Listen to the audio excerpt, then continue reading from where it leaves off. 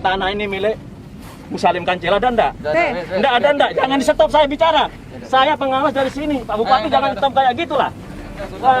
Enggak jelas ini kalau kayak gitu. Tunggu dulu, jangan ikut-ikut. Biasa argumen dengan Pak Bupati dulu aja. Ini mau cabut-cabut bagaimana ini? Enggak boleh gitulah. Ini kita putuskan. Jelaskan, enggak bisa, Bupati.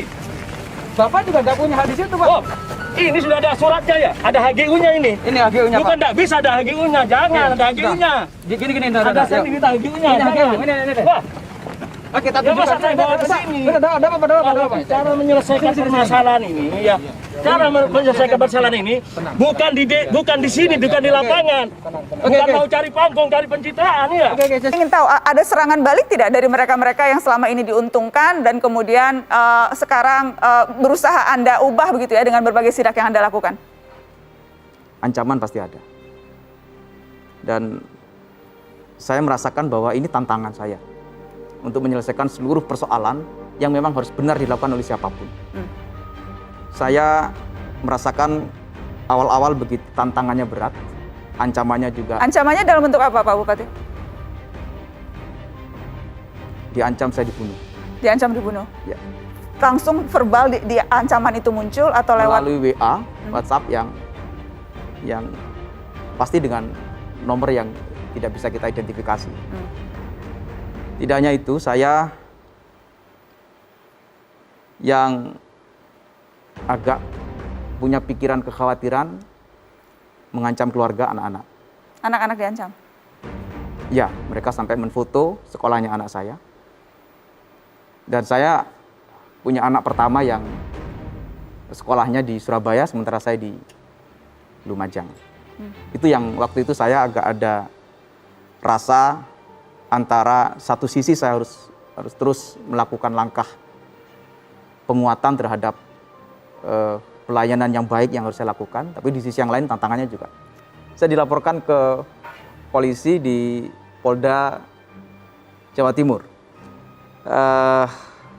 Ya, saya melihat begini ya, begitu saya harus melakukan penegakan untuk hal-hal yang benar yang harusnya dilakukan oleh siapapun, pasti ada pihak yang merasa menjadi bagian